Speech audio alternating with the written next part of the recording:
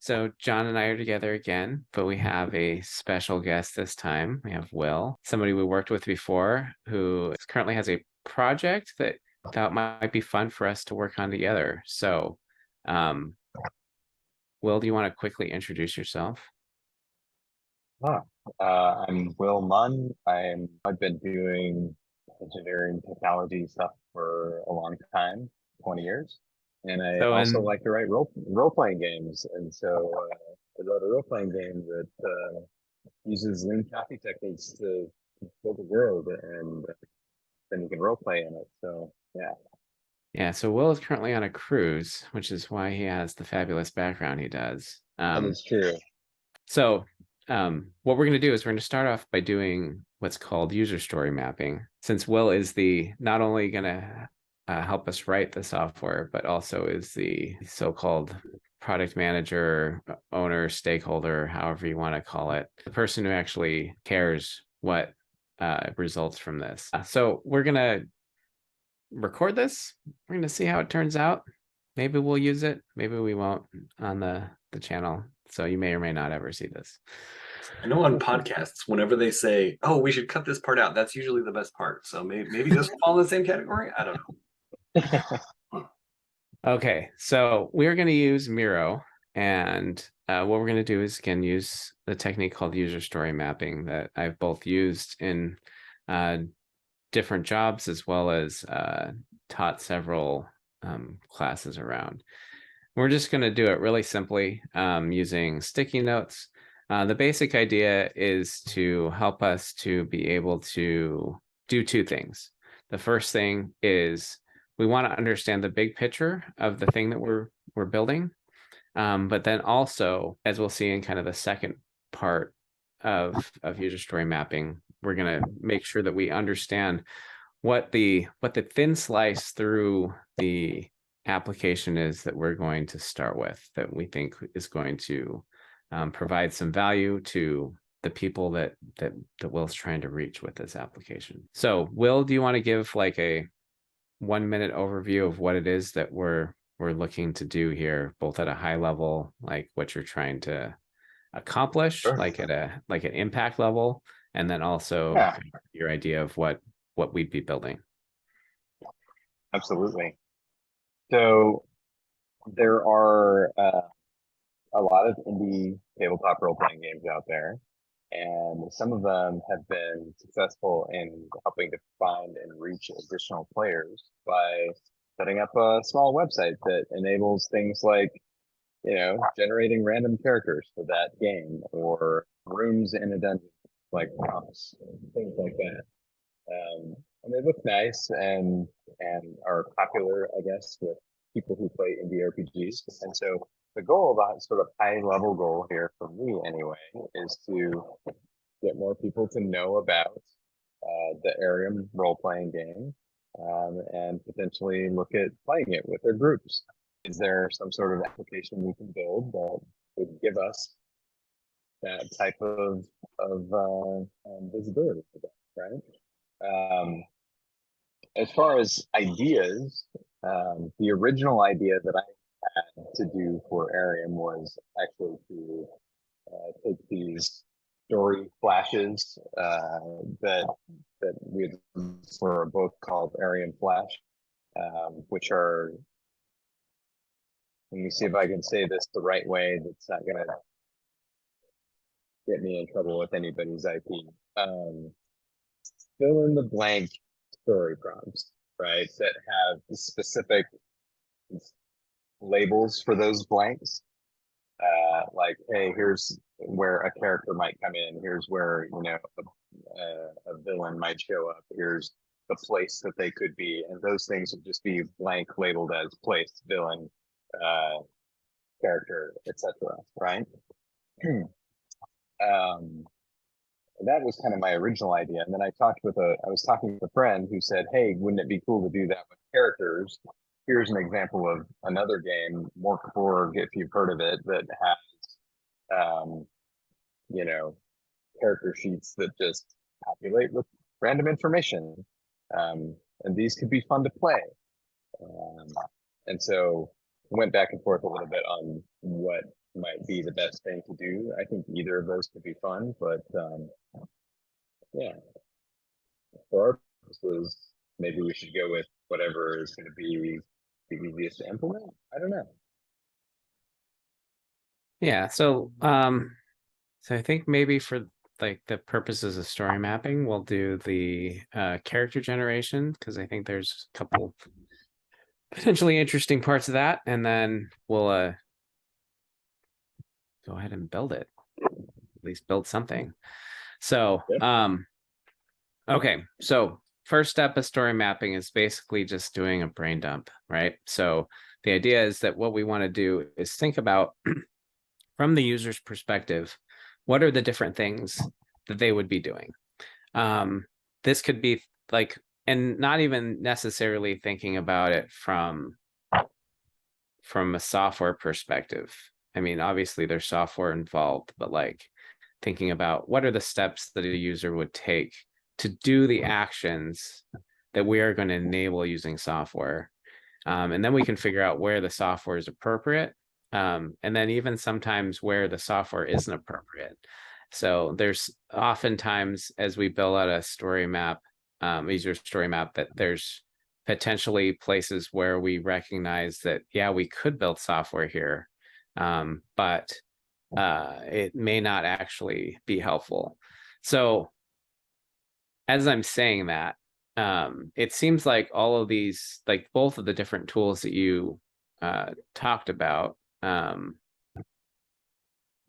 are both basically things that have to happen before you can start playing. So maybe what we do is think about, okay, so if I'm wanting to sit down and play Arium, what are some of the things that I would have to do, regardless of software, in order to prepare to play the game? Given that, we have sticky notes here. So what I'm going to do is I'm going to put a 5-minute timer on the clock. Oh, apparently I can't use a timer because we're using a free version, which is fine. I think I can. We can just use a timer somewhere else. That's fine. So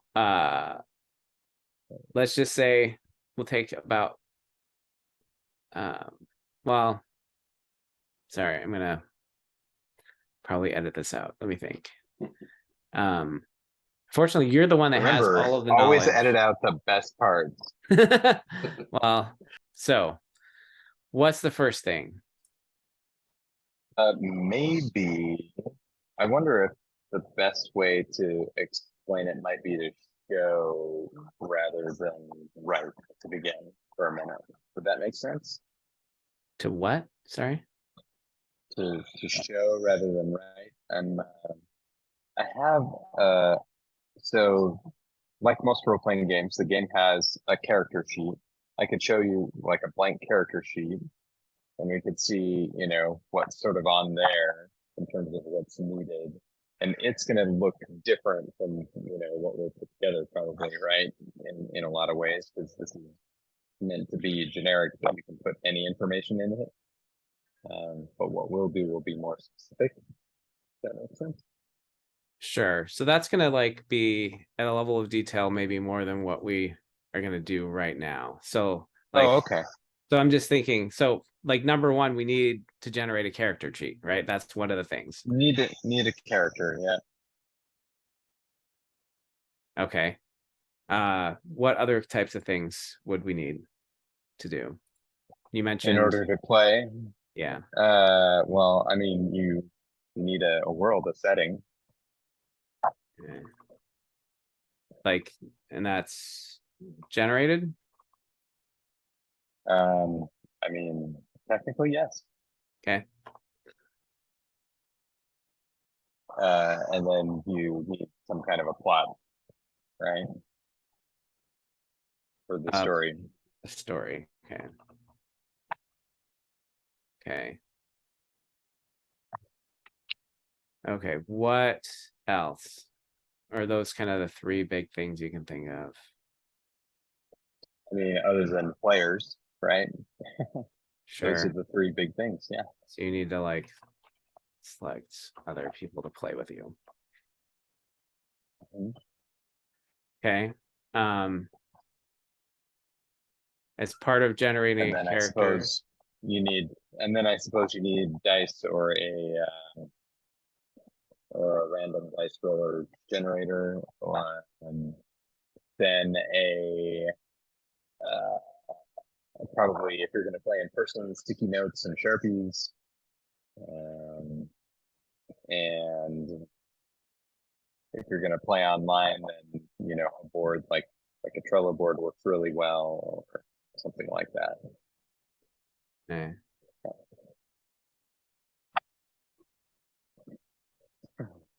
Okay, so we might use a Trello board. Okay. Okay, so there's a couple things we need to do. We need to get dice, sticky notes, Sharpies, Trello board. So in terms of generating a character, so these are kind of like the big. So Yep. really, you're not generating a character, you're generating all the character. Everybody needs to generate a character, right? Everyone needs a character, yes. So what steps do you take to generate a character? Sure.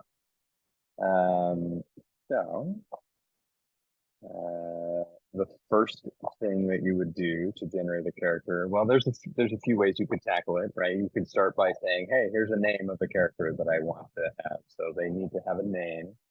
Okay. They need to have 4 primary attributes, which you have a certain amount of points that you can set to assign those. Okay, sorry.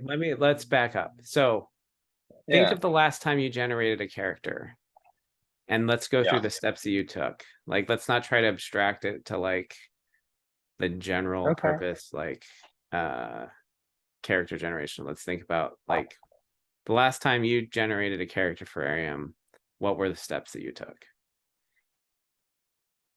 Sure. You chose a name, I assume, or did you choose a name at the end? I often choose a name at the end, actually. Yeah. Okay. Okay. Yeah. So I start by assigning the character points to the 4 primary attributes.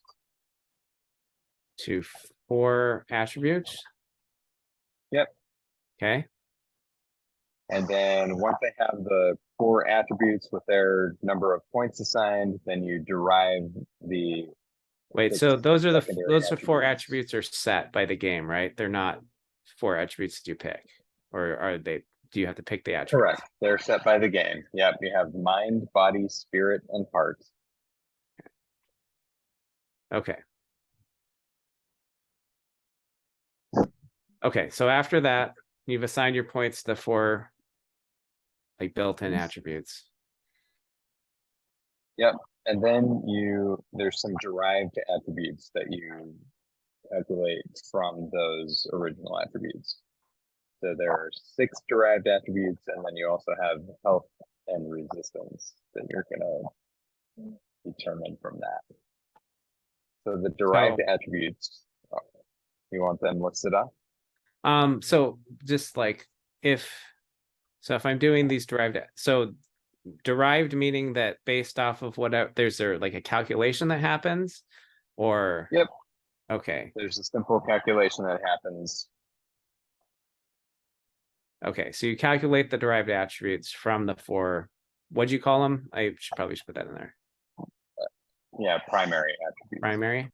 Okay, so there's 6. So those are just calculated. Like, okay, Yep. what? And then you said also health and. Yep, health and resistance are also calculated.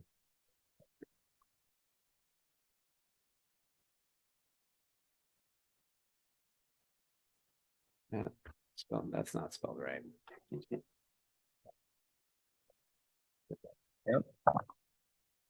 There we go. Okay. Okay, so those are also calculated based off of the 4 primary attributes. Okay. So then after that, we've calculated based off of our selections there. Yep. And then after that, we're gonna select, or not select, but create 2 boons and 1 bane for the character. So 2 things that they are really good at, and 1 thing they're really bad. Okay, so I'm assuming there's a list of these and you select them. There is a list of them that we can select from for the purpose of this exercise, although in the game people can make up their own. So they're going to have an effect on the rolls that a player is making. Okay, so each of the boons and banes has an effect. Is that what you said? Okay, and that's Yes. determined by the like by the player, basically. You can, yeah, they can choose from a set list of effects. Oh, okay. So they get to make up the name potentially of the boons and the banes, but then there's a set list of effects that apply to that. Right. Okay.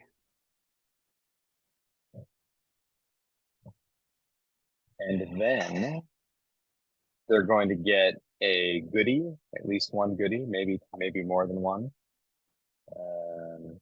And goodies will have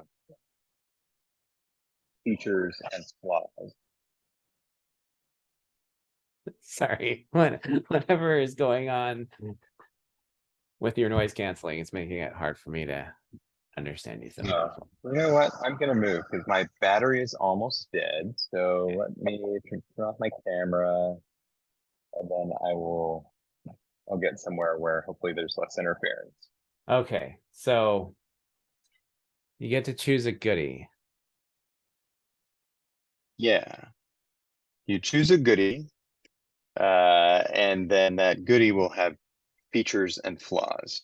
So it will get most likely 1 feature. It probably doesn't get any flaws to start with. Okay, And then you you choose an effect. Yeah, and then you choose an effect for the goodie, for the feature on the goodie. So the goodie being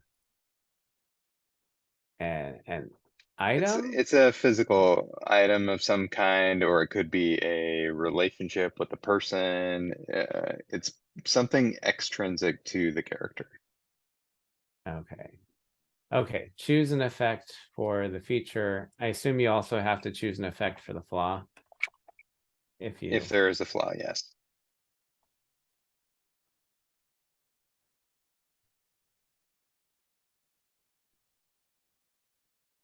Okay.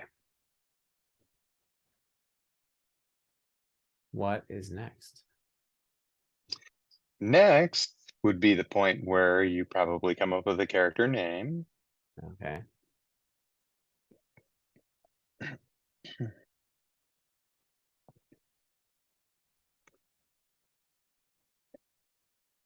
And then a short, maybe a sentence or 2 about who the character is.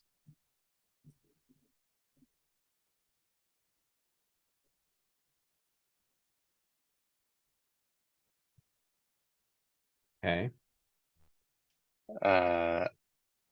What defines their personality? You just answered these 3 questions, basically. Who are you? What defines your personality? Okay. So who are you? All right. Yeah.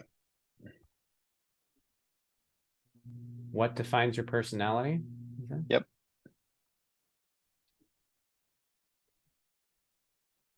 Again, 1 or 2 sentences.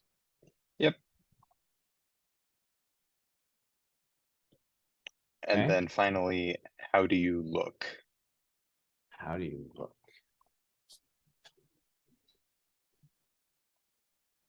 Again, 1 or 2 sentences, I'm guessing. Mm-hmm. Okay.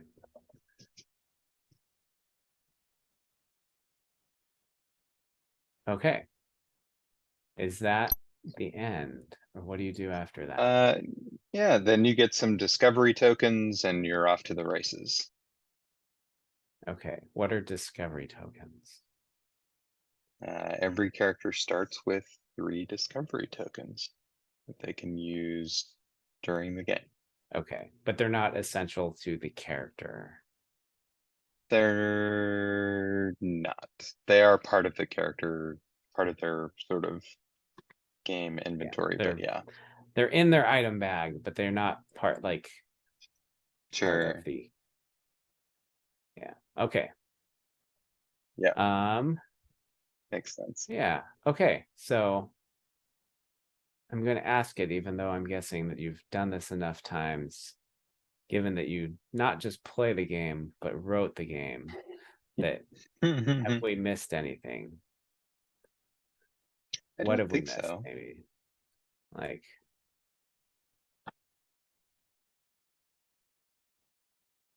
John, do you have questions about any of these steps that might illuminate things? I mean, I guess there is some of this differs a little bit depending on the game mode. So there are 3 different game modes, a heroic mode, a normal mode, and a hardcore mode. I would suggest we just focus on one of them. Okay, but and then everything becomes very straightforward. Sure. But let's for the purposes of the story map, make sure we capture those other things. So Okay. Okay, so this sounds like it's maybe the essence of it or one of the modes. Yep. Yeah, what I defined as normal mode, basically. Okay. Okay, so for the other modes, what sorts of additional or different things do we do? So for the heroic mode or the hardcore mode, the number of character points that are available to assign to the primary attributes changes. So the number that you get for normal mode is 13. I should have mentioned that. So you can put that Well, so that's like a detail. So like, okay, Yeah. so the number of points changes. Sure. Okay. Yeah. Number of points changes, the number of boons or banes may change, and the number of goodies may change. And what features and flaws the goodies have will change. Okay. So there's not anything essential that changes in terms of the steps you No. take. Just The steps are still the same. Options you have are different. Okay. Correct. Yes.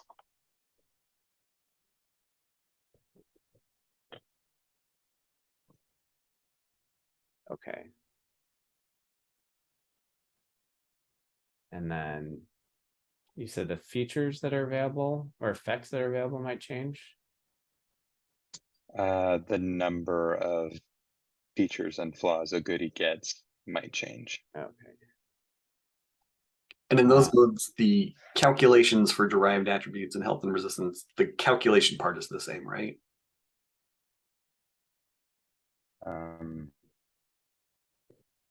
Yes. Okay. Correct.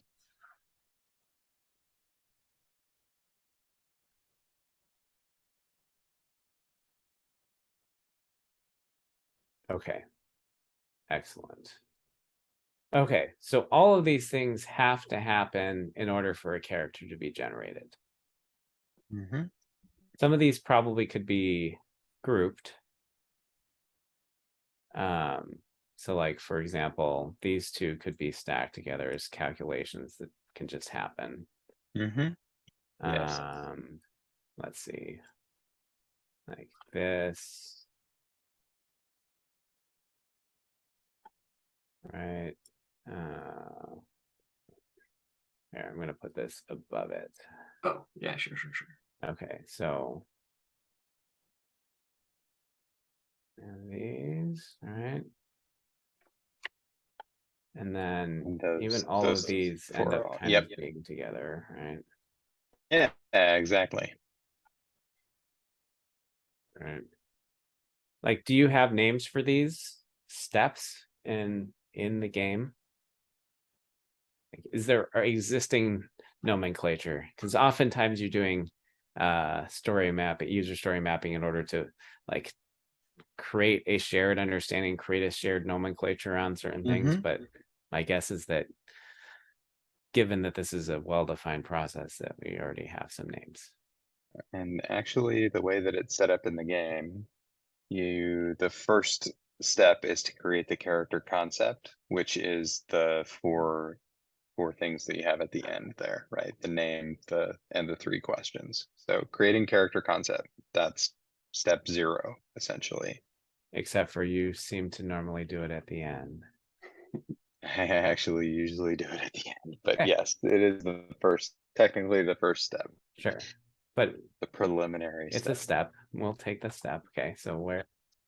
I think it's one that, when you're actually playing the game, you kind of fill out as you go. Like when you have an idea, you put it in there, right? Sure.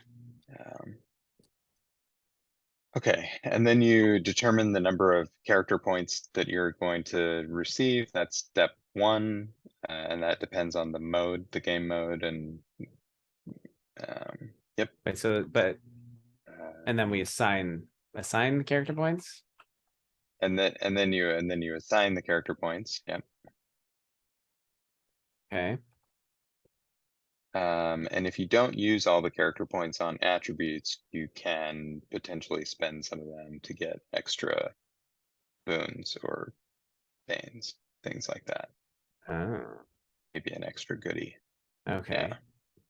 See, this is where those extra little things that are in your head Yeah. start to come out. Yeah. And then you do the derived attributes as mentioned, right? Calculations and the health and resistance. Those are steps 3 and 4. Step 5 is to purchase any extra qualities or goodies, and boons and banes are qualities collectively. Boons and banes are qualities. Okay, so Yeah. So determine qualities. Okay, sorry. I was distracted for a second. So the calculation step, did you have a name for that? Like when you did derived attributes? Yeah. So calculate derived attributes, step 3, calculate health and resistance is step 4. Okay, so I'm gonna maybe lump those together as, let's say, other values for now. Yeah. Okay. Okay, so we assign character points, we calculate other values, we determine qualities, which is boons and banes, and then after that, we have the goodie. Yeah. So purchase extra qualities goodies. And then we're going to step 6 is Wait, you said name and purchase. assign So qualities. so you Right. purchase. So you get some by default, and then if you have extra at character points left over, you can potentially buy Okay. more. Okay. So, but it's just based off And in of. some cases, Okay. yeah, and then you can actually also, there's an optional rule to purchase more by taking on an extra bane. You could take on an extra bane that would allow you to purchase more boons or goodies. Okay. Okay. Boons, for points, or taking extra. Okay. Let's say we have boons and banes taken care of. Anything else on that you can think of? You name and assign qualities and their effects.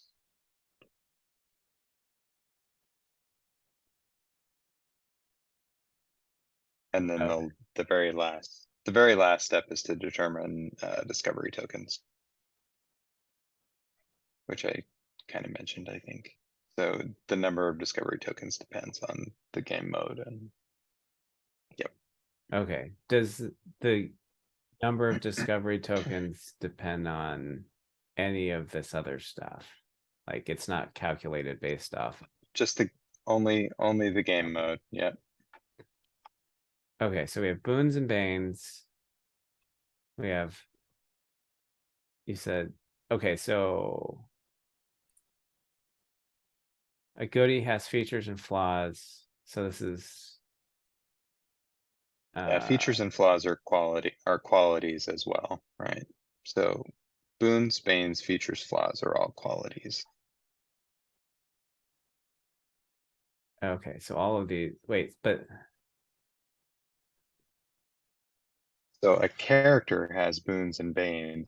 That's those are the qualities of a character. A goodie has features and flaws. Those are the qualities of a goodie. okay. That makes So sense. we're gonna determine character qualities, and then we're gonna Determine goodies and goodie qualities. Something like, I don't know. Yeah. yeah, something like that. Okay, that is maybe gonna break that up into 2 steps, but I think we'll leave it. Okay. Yeah, so obviously there's different calculations that are involved in different things. So, okay. So if we are to take this, maybe drop it over here as a copy. So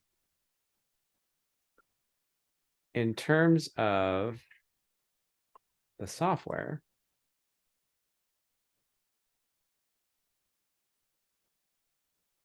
you need to figure out what sorts of things are going to be done by the software or by the user or whatever, right?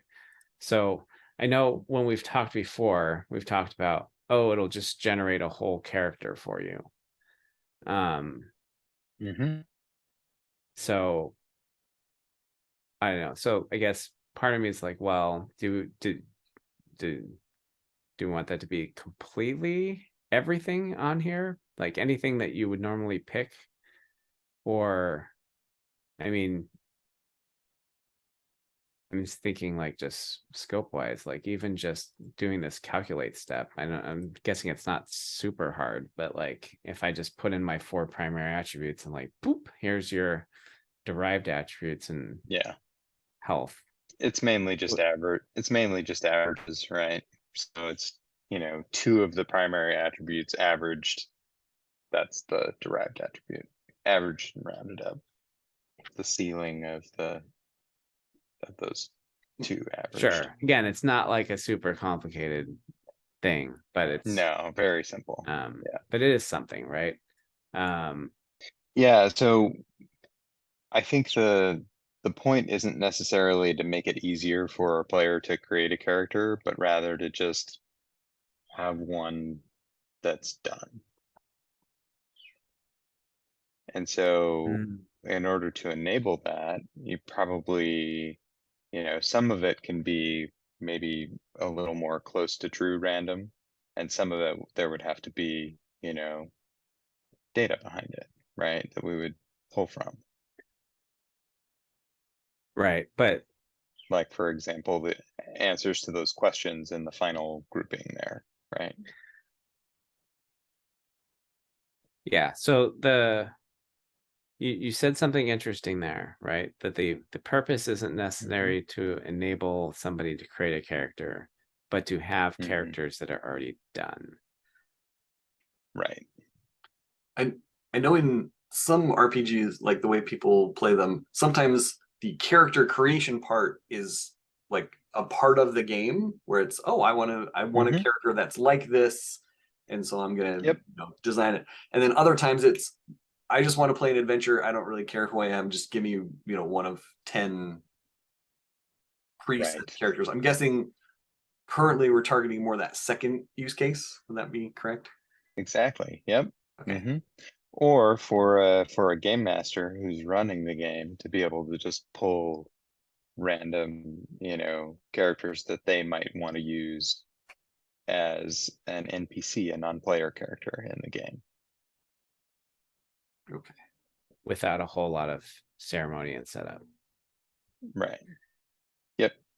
Right. So that's how it's useful. But then also to you, the other objective is, I would think from a marketing perspective, is that it would allow people to see the types of characters you could have.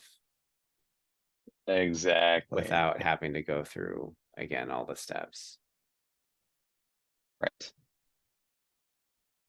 So sparking people's imagination, hopefully, and excitement to play the game. And ultimately to pay you some money to Sweet, sweet money. Okay. So given that, it sounds like if we were to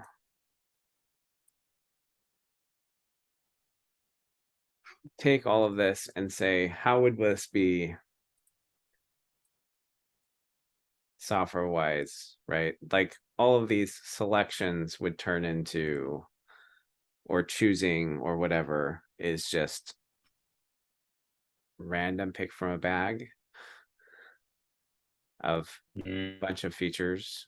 I guess here we could do some randomization in terms of like, hey, here's how we distribute the 4 attributes, and then you can kind of see what that does to your derived attributes. Okay, so and you could do a little bit like with the how many points do you leave over, right? As to how many of the boons, banes, and goodies and what features and flaws they have get included. wait, say that one more time. You could do so you could have a little bit of randomization in terms of how many of the character points are spent on Sure. attributes versus how many boons or banes or goodies the character has. Additionally, there could be a little randomization around, do we pick up additional banes in order to add more boons or more Right. goodies? So here's the point where we start to maybe separate out what's part of slice 1 versus a future slice of work, right? So so there's a couple things. So part of this slicing part is thinking about what like almost at a quality level, like what qualities do you want that first slice to have? So it sounds like a couple things are and maybe this is going to be forever, but specifically what I've heard is like it's non-interactive, right? Right. Meaning it's just here's a character, you don't pick anything. Right. It's not even I'm going to pick some attributes and then generate the rest of it. It's just give me a character, I have all the character. Now, one other thing I'm thinking, just again, for a first slice type thing is like that maybe we assign all character points or 2 primary attributes. Right, which means that this comes above the line. If I'm going to put a line. Yep. Where do I put a line? John, you want to find a line? Yeah, I'll find a line. Okay. Right, so this would have to happen. This always has to happen, right? That way, this would happen. So you mentioned that leave off the flaw because the flaw is optional for a goodie. Okay, so we'll there's the last card down there. Okay, right. How many features does a goodie have? Oh yeah, just 1. Okay. Okay, so we might have in the future that we also might have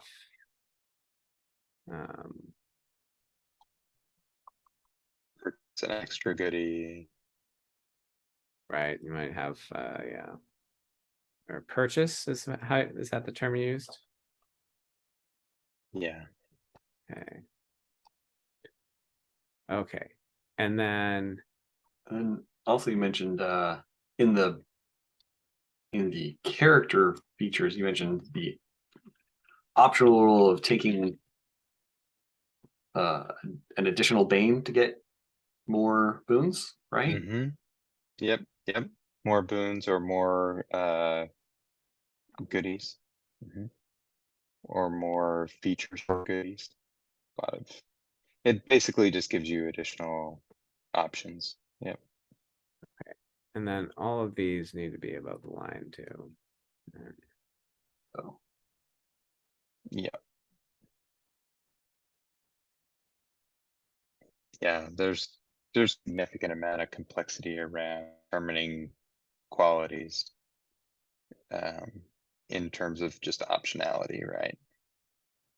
And then other options I think that we might have missed is the, different amount of points in the character assigned character points step based on the game mode. Yeah, we'd have these over here. So that's fine. Yeah. Okay, but these are all things that could happen in normal mode, right? True. Okay. Yes. So what this helps us do again is narrow down, okay, not that we'll never do the things that are below the line, right? We might even, like normally when I would do this, we might even define, hey, what's this next slice of stuff that we would take on? And then maybe even like a third slice. But usually. Oh no, we dug way more into it than I had originally intended. So this is good. Like kind of what I was giving you in the beginning was just stuff at the top, but it's good to put there and have, because that was going on in the back of my mind. I'm like, I know there's other stuff, but what would we potentially do with it is something that I hadn't really thought about. So yeah, well, also, yeah, so this allows us to kind of have here's what we're going to work on now. Here's what maybe we're working on next if we were going to have this be a longer term project. And then, hey, here's maybe things that we're going to put off till later. And like you said, well, it helps you get it out of your head so you're not worried about it. And we've kind of not only explicitly said what we are going to do, but also explicitly what we're not going to do now or not yet, which in a lot of professional settings gives people often a lot of feel goods, I guess. I don't know, like warm fuzzies that like, oh, somebody has thought of the thing that like somebody has written down the thing that I'm thinking of. And so like, I don't have to worry about it, even if it never actually happens, or if people don't actually even like think about it most of the time, but it's written down somewhere. But I think this gives us a good first slice. Absolutely, yep. I think constraining it here by saying it's non-interactive and that we're assigning all the character points at the beginning, I think is important. Are there any other constraints that we could put on this to like have it still be useful, but like I don't know, but I mean, we could say that we're only going to have like a static set of information like for the first pass, right? So it's just one character. We're only going to make one character and display just that one character. Yeah, I think that at that point that's more of a engineering slice than a valuable product slice. I mean, that being said, I don't know, like makes sense. I mean, to your point, right? Like if the goal is to say here's some examples, like having 4 static examples on your website would be useful in and of themselves. So I mean, the other thing to think about is like what are future enhancements, like the trendy one that I thought of, right? Because we've talked about is like having have these be AI generated. Ooh. Right? Like you feed Chat GPT, like Yeah. here's what we determined the character points, like and the boons and banes and all of that is, and like, hey, give us a character concept for this person. Right. Yeah. Answer these 3 questions, right? Or 4 questions. What's your name? Who are you? Yeah. No, you could. That would be interesting. I'm gonna even put that I'm gonna put that way down here. Yeah, definitely. But it could be fun as like just a fun thing.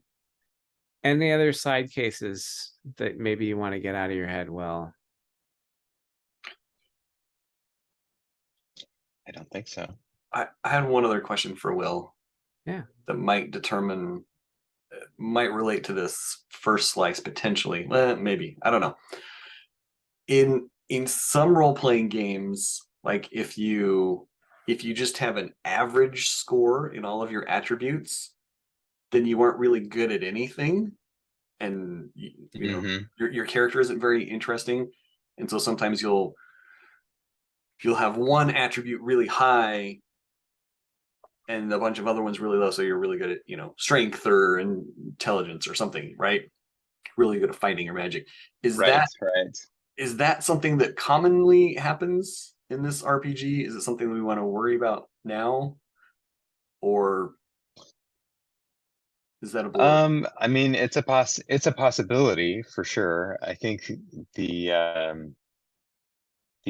best thing to do is, I mean, it could be fine for something to be very average, right?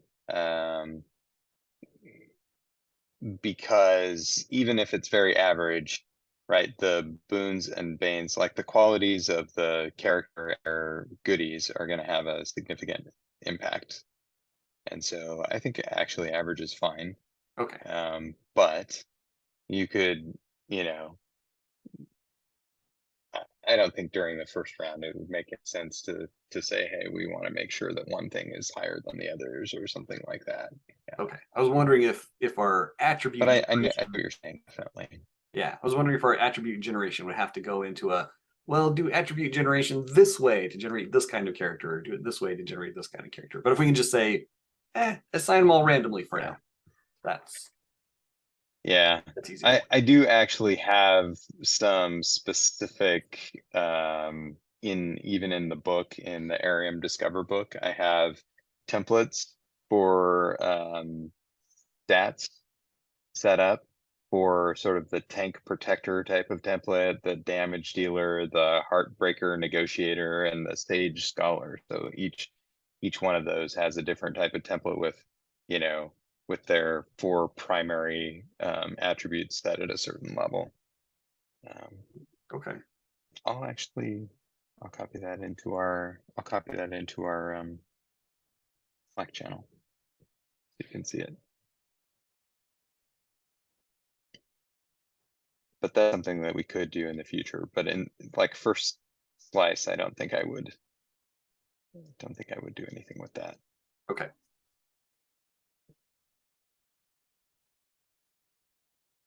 Okay. Well, again, that's something we can put below the line.